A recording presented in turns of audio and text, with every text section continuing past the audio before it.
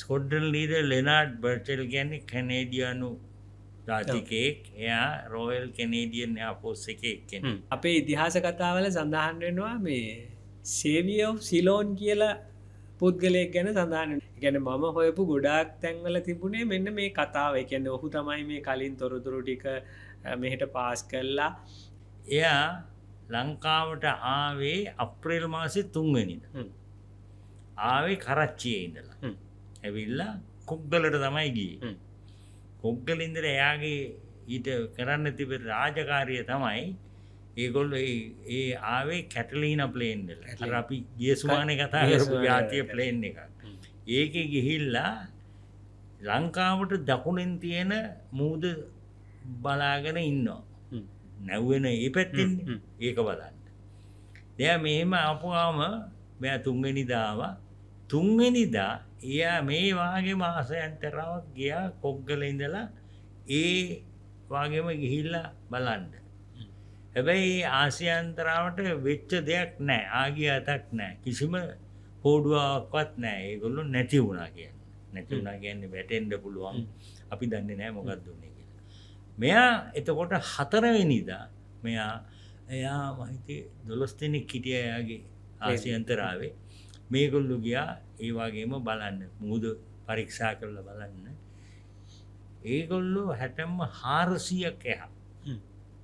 ගාල්ලට 400ක් දකුණෙන් ඒගොල්ලෝ දැක්කා මේ පොඩි ලී කොටු කෑලි වගේ පල්ලෙහා මුහුදේ පිරීලා තියෙනවා. ඒ කවුද නගුම් වගේ නැව්.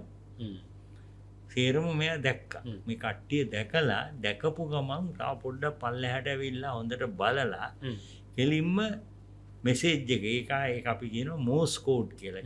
ඉදි ඩාඩි ඩාඩා කියලා ගහන් ඒ වගේ ගහලා කොළඹට එව්වා. මෙහෙම අපි ජපන් නැව් ගොඩක් මෙහෙම එනවා කියලා ලංකාවට ඇතැම්ම 400ක් දුර විතර තමයි දැන් ඉන්නේ කියලා ඒගොල්ලෝ. ඒක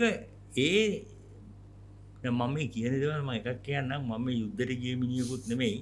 හරිද? මම මිලිටරි සර්විස් එකක හිටපු මිනිහෙකුත් නෙමෙයි. මන්නේ නිකම් මේ පොත් කියවපු මිනිහෙක් විතරයි.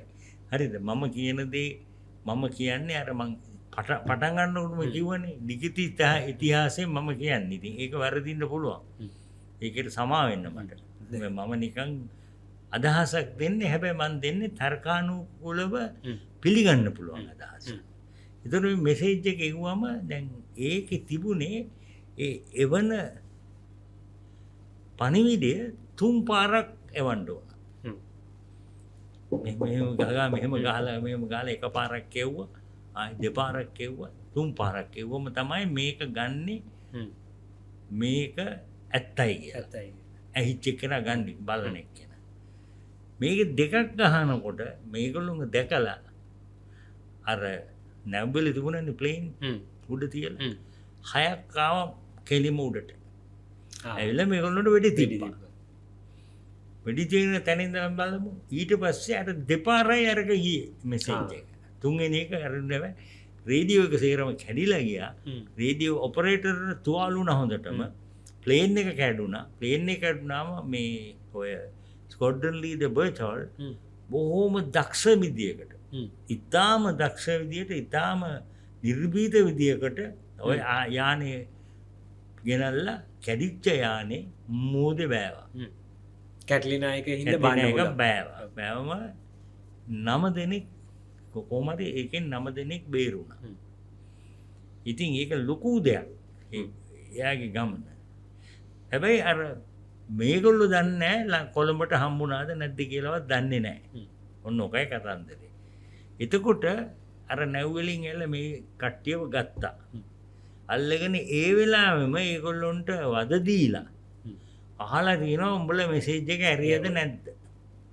මේගොල්ලෝ කිව්වා නෑ නෑ එහෙම ඇරියේ නැහැ කියලා. ඒක තමයි අපි දන්න කතන්දරේ. ඊට පස්සේ මෙයාව ගෙනියලා යුද හිරකාරයෙක් හැටියට යුද්ධ ඉවරනකම්ම ජපානයේ හිටියා. කවුද? බර්ටල්. ඊට පස්සේ යුද්ධ ඉවරනම එයා කැනඩාවට ගියා. දැන් මේ මෙසේජ් එක ආවනේ. දැන් උතන කතන්දර දෙකනේ තියෙන්නේ. ඇහුණද නැද්ද? ගන්දු නොගන්දු කතන්දරේ නේ තියෙන්නේ. පණිවිඩය ආවද නැද්ද? ආවද නැද්ද? අපි හිතමු ආව කියලා. ආවනම් අපේ මිනිස්සු එහෙනම් දැන් ඕ කියන්නේ හවස 5ට විතර. ඉස්සරින්ද සෙනසුරාද. කියන්නේ උඩ පැනගෙන මොනවා හරි කරයිනේ. කරන්න පුළුවන් නේ. නැද්ද දැන් සුනාමි එනවා කියලා කිව්වම අපි දිනුනේ ඒ වගේ තමයි. නමුත් එහෙම මුකුත් තුන්නේ නැහැ කොළඹ. දැන් පාස්කු ඉරිදා අපි හිතමු මේ සිග්නල් එක ආවා කියලා.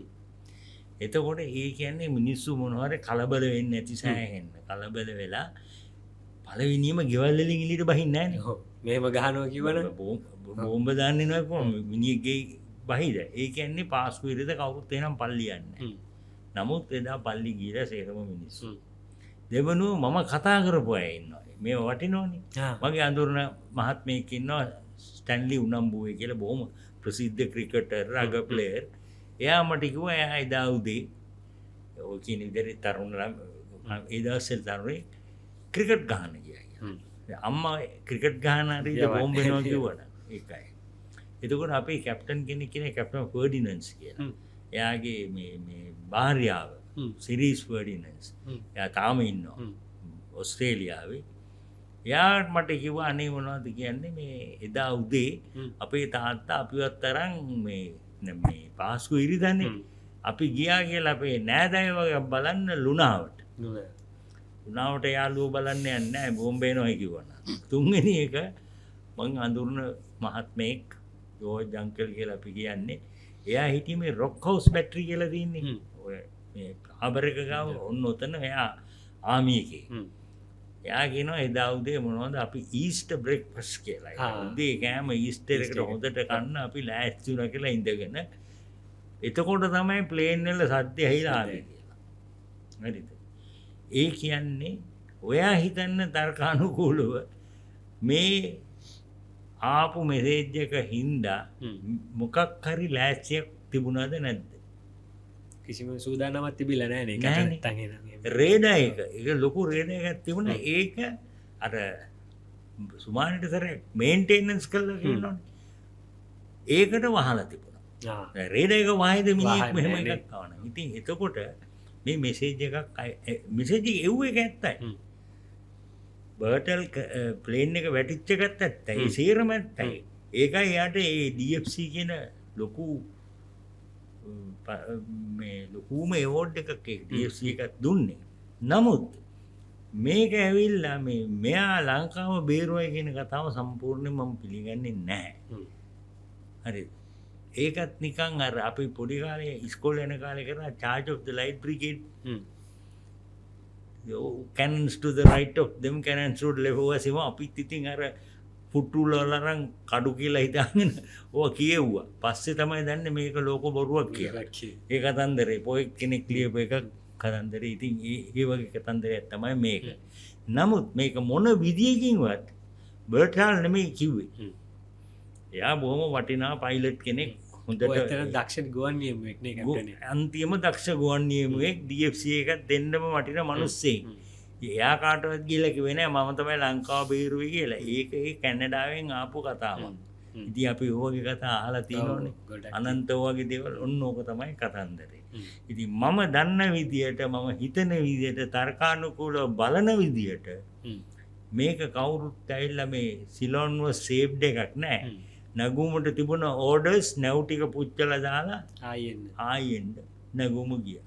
ඔන්න ඔකයි කතන්දරේ මම හිතන්නේ. ඔව් කැප්ටන් කියන එකත් එක්ක ඒක හරිය මොකද මේ දැන් බේරන්න නම් ඉතින් අපේ මෙහෙ මේ කියන්නේ ආක්‍රමණය කරන්න එන්න ඕනේ. ඒගොල්ලෝ ඇවිල්ලා තියෙන නිකන් මේ අර ඒගොල්ලොන්ට අවශ්‍යම වෙලා තිබුණ අර නැව් ටික ගිල්ලලා මේ බ්‍රිතාන්‍ය හමුදාවට තිබුණු යුද බලය අඩු කරන්න තමයි ඒගොල්ලන්ගේ ප්‍රධාන. ඒක තමයි